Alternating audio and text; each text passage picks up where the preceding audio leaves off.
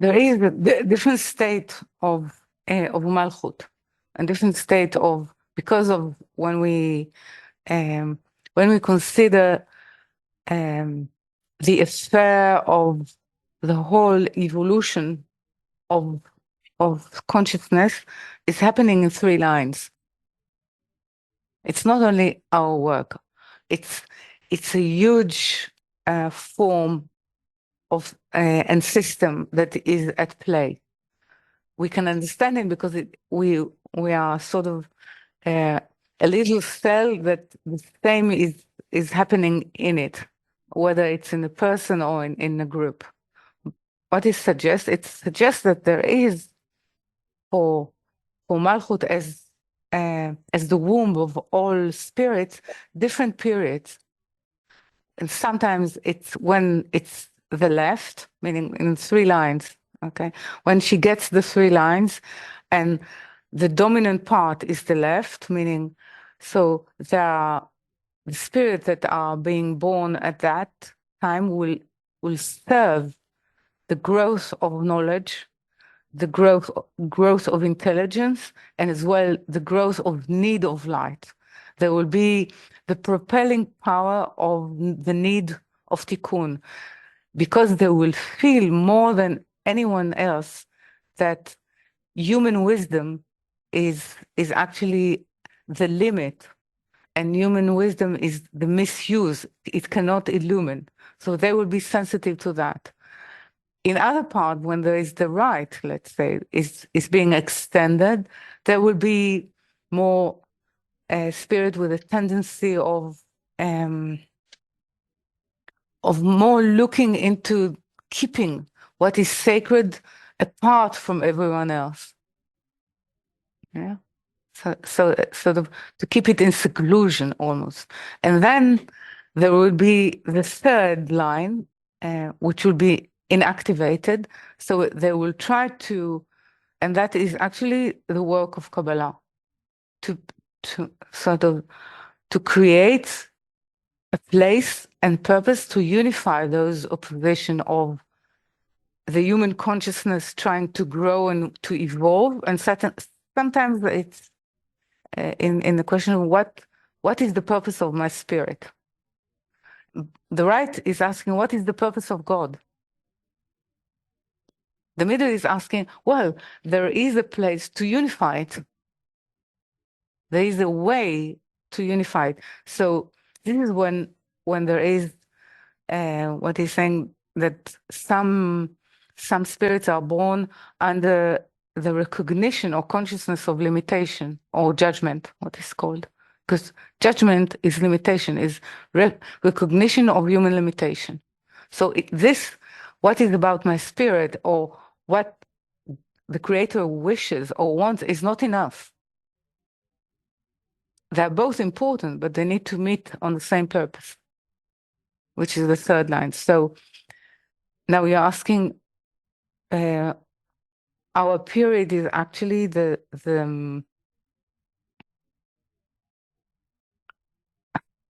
main character that will determine the fate of this planet, because I don't want to speak about human fate, but it's true. It's to do with human fate. Will be people of the third line.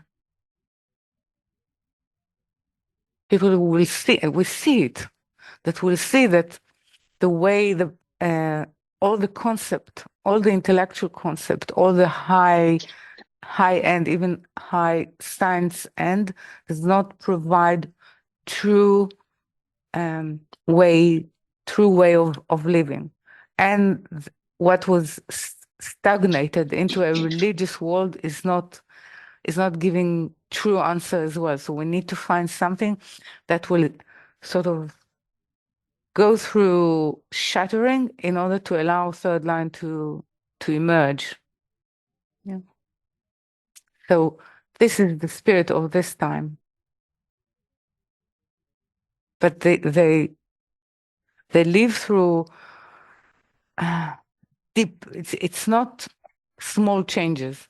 It's deep and shattering changes, but they will. It's a generation that can adapt very quickly. Yes. So, but it is on one hand a very unstable period or epoch, and it cannot hang and cannot hold into um, religious patterns, old religious patterns, including Judaism as it was understood so far.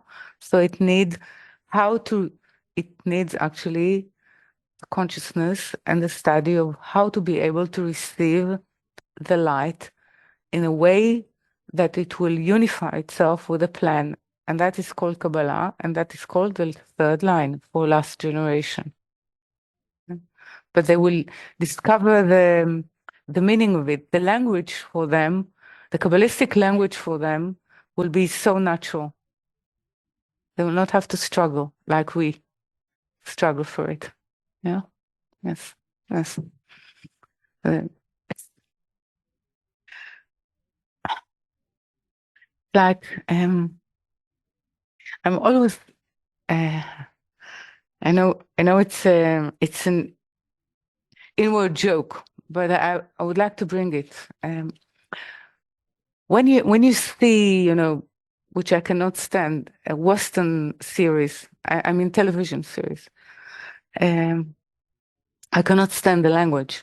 But when I watch Korean or Chinese, what's is striking is they speak about transmigration as as the Western speak about cars. They speak about the spiritual world within the daily speech as though it is present, and they're not cynical about it, and therefore it plays an actual part in their life. Okay, so I think the meeting point of East and West, not in the way that what the West did to the way, and I will say clearly the way the West rape Buddhism. It's not going to happen in that way. It's going to happen in the way that what I'm trying to say through that example is that the spiritual world will become part of our daily reality, part of the concern that moves and make the decision of in our existence, in our life, because it will be its language, its understanding, its growth. Okay, so this.